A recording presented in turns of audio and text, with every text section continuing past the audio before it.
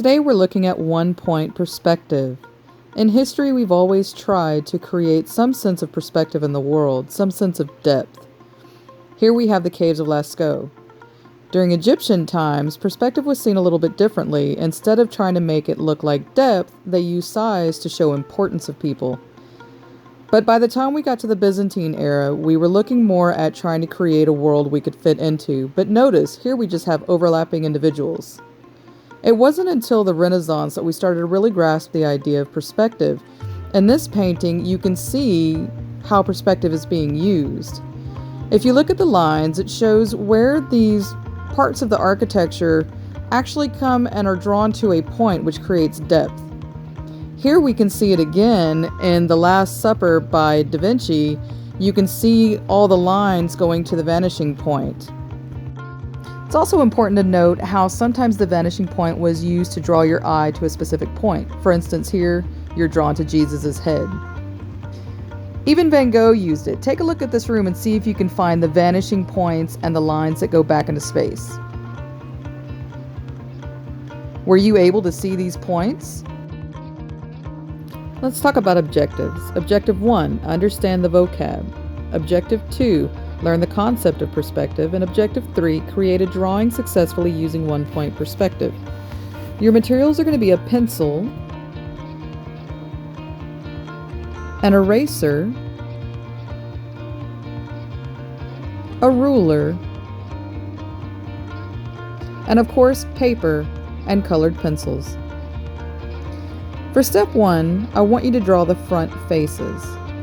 Remember that when we're working in one-point perspective, your front faces are going to be your shapes just the way you want them. These shapes are looking directly at you and are not going back into perspective yet.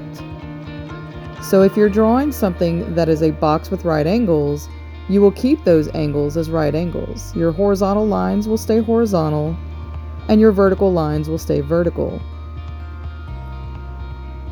Include lots of different shapes, and make sure that you're covering all the areas of your paper. You don't want any empty areas. The more the merrier, actually, for this project. You can use letters, names, words. Of course, it must stay appropriate. For this, I am using the word art. It's an art class, so it's a nice way of putting something into our artwork. I'm going to speed it up here because you don't need to see me drawing all this stuff really slowly.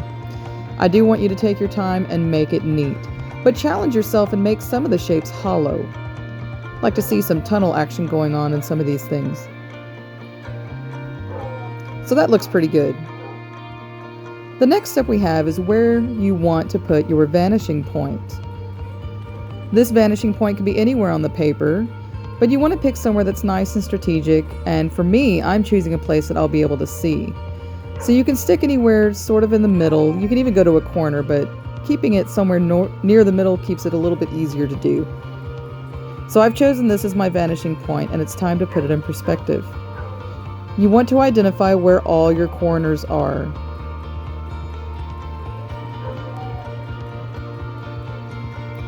All of these corners are going to be taken to the vanishing point.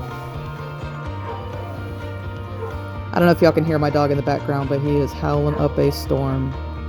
Alright, so we're going to draw our orthogonal lines to the vanishing point. Remember, your orthogonal lines are those lines that extend back into space and go towards the vanishing point. It comes from the Greek terms orthos, meaning straight, and gonio, which is angles or corners. And the whole idea is that it makes right angles. If you were to take this object and look at it from the side, everything would be a right angle, but because it's going back into space, it starts to shrink and changes its angles. Every corner or point is going to go to this vanishing point, which is kind of why I marked it at the very beginning so you could see that.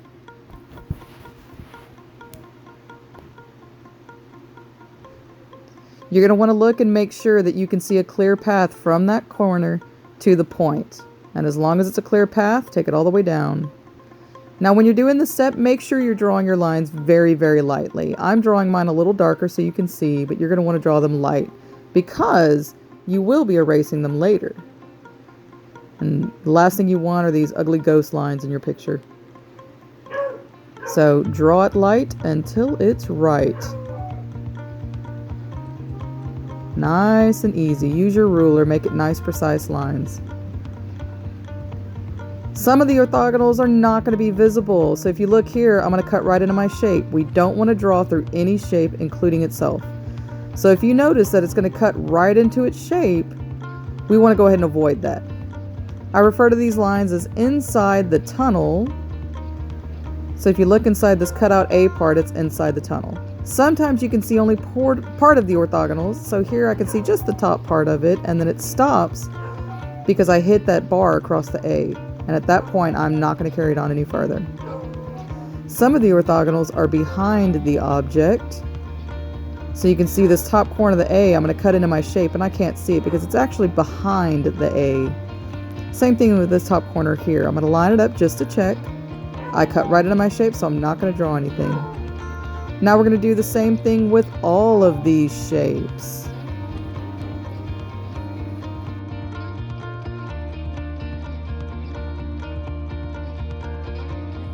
I'm going to speed this process up here so we don't have to watch everything in regular speed. Pay attention to orthogonals inside the tunnel or behind the object. Sometimes you'll have a clear view all the way to the point, but sometimes you're going to be blocked by either another shape or part of its own shape. Never draw through another shape. You are not going to even continue it on past that shape. You just stop as soon as you hit a shape. When putting in a curved shape in perspective, look for the furthest part of the curve. I like to call that the tangent, so when you hear me talking about it, sometimes I'll say catch that tangent. So we're just catching every point, every corner. This drawing took me almost an hour, so take your time. Be precise. The more precise you are, the better it's going to look, guys. Here I am catching those tangents again, catching edges. All right, now let's cut these shapes short. We don't want them to extend all the way down to the point. We want to shrink them up a little bit, and this is how we're going to do that. So we want to mimic the edges of the front faces. Remember, we are making the back faces now. And if you remember from yesterday, the back faces are the same shape as the front faces, only pushed back. So these are parallel lines or similar curves, and we're just sliding it back down towards the point. Think of this as similar shapes and not congruent, because congruent shapes are the same size, but similar shapes are the same shape, but it could be larger or smaller. I'm darkening my lines now just for your convenience. I want you to be able to see the difference between what I have finished up and what is just a guideline. You do not have to come in and do this unless it helps keep straight for you what is necessary to keep and what is not necessary to keep. So again, we're shrinking this down so it doesn't go all the way to the point. Now here's a geometric shape, all straight lines. These are a little bit easier to put in perspective because of the fact that they have defined edges and corners. So I'm going to darken up this letter A. That way we have a nice clean image of what I'm working on, and I know what lines I want to keep. Remember to get all of those inside lines as well. So it's important to use parallel lines here. Remember, parallel lines are lines that run right next to each other, kind of like train tracks. They're never going to cross one another. They just slide down. So we have one side right there I just kind of measured to see, and my left side of the A drops down a little bit lower than the right side. So I'm making sure to do that here too, where I cut it off. But I'm trying to keep those lines parallel. Here I'm darkening up the edges, those orthogonals. Only the parts that I'm going to keep though. Anything that's past that point, going to the vanishing point, I plan on erasing. So here I have my letter A, and here's the bottom, because remember, if it is above the vanishing point, anything above, I can see the bottom of it. Now I'm coming to this corner here and I want to match up with this side. So I want to make sure that this line is parallel. I can slide my pencil or a ruler down. Ruler would probably be smarter. And I can keep track of that line, keeping it parallel. This corner is coming in here and now I want to shift direction. So now I need to follow this line and I want to keep it parallel. So here I come up and across now. And that is how I get the bottom of my A. Check your tunnels. Remember we had this one point. I can take it all the way down to that point. Remember, you're going to stop as soon as you hit your shape. You don't ever want to go through your shapes. So now I'm going to work on the star and I'm going to make this one a little bit skinnier. Again, this is a geometric shape, lots of straight edges and corners, so it's a little bit easier to tell what to take back into perspective. So I'm going to darken up this star, and I'm going to make these lines parallel. And from that corner, once I hit that orthogonal, I'm going to want to shift the direction. So here's parallel to that. And now I want to turn it. So I'm going to come up and make it parallel to this line here.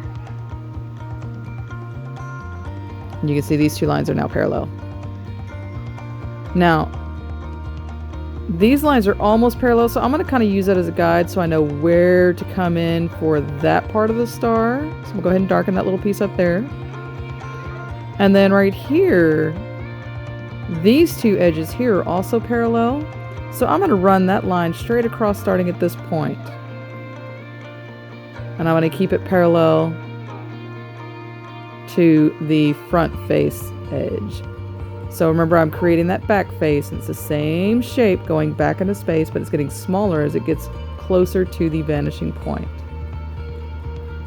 When you keep a thinner piece, it's not a whole lot of difference in size. It's a lot closer, but if I were to make a thicker piece that goes further back to the vanishing point, you can see a lot more drastic change there.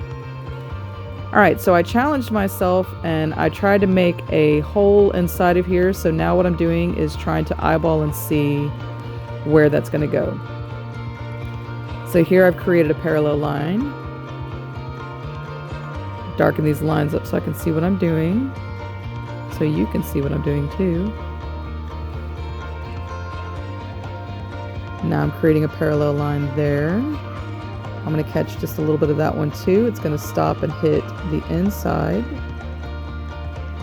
And now I'm inside the tunnel. There's going to be a lot of things I don't see inside that tunnel.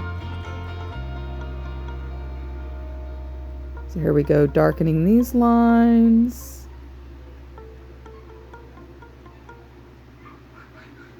And voila, there's a star in 1 point perspective with a hole.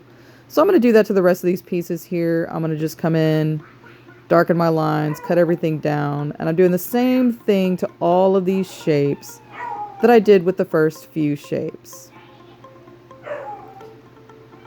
So I'm going to let you kind of watch that for a little while. Some of them I'm taking as pretty far back to the vanishing point, and some of them I'm keeping a lot more shallow, a lot thinner. Remember, inside those holes, so inside the hole of the R, I want to make that tunnel in there. Now, when it comes to the edges of the circles, remember that you're catching those tangents.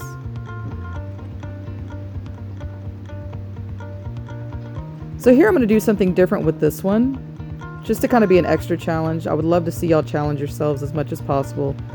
Some of y'all may be struggling a little bit, so don't overdo it. But, you know, if this is easy peasy to you, then kick it up a notch. So here I'm making just a plain old thin ordinary circle going back. It's going to make a cylinder shape. It's not going to make a sphere because it's taking that flat circle and pushing it back in space. But I'm going to do almost like slices of the same circle going back into space. So I'm repeating that. I'm going to do it again. And when I do that, you can almost see the whole front face. So it's like I'm creating a new front face, pushing it back, and then you have a new back face. So that's a little bit different. You don't have to do that. That's kind of an added thing, but I thought it was kind of cool. I'll come in and erase some of that so you can see a little bit. Right there. Yeah. So there you see that front face curving up a little bit because there's actually a gap between those two cylinders. That's what I'm trying to create here. Now I'm going to come in with this one. This circle has kind of a hollow part, like a tube. A toilet paper roll. We had fun with toilet paper rolls. Alright, we're pushing that back into space. Now, I don't want to carry that one on any further, so I'm imagining where that all is going to go, and I'll actually see more of these circular shapes that I've pushed back into space here. Because now I don't have that tunnel blocking it. I don't know if that makes sense to you. Again, this is a little bit of a challenge. So I'm going to do that again right here. Throw a couple little circles back there. And I'm going to keep working on the rest of these shapes.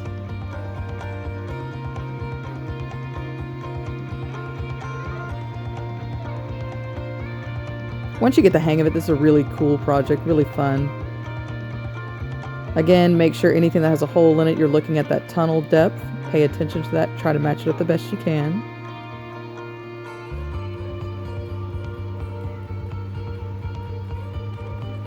Darkening up everything I want to keep.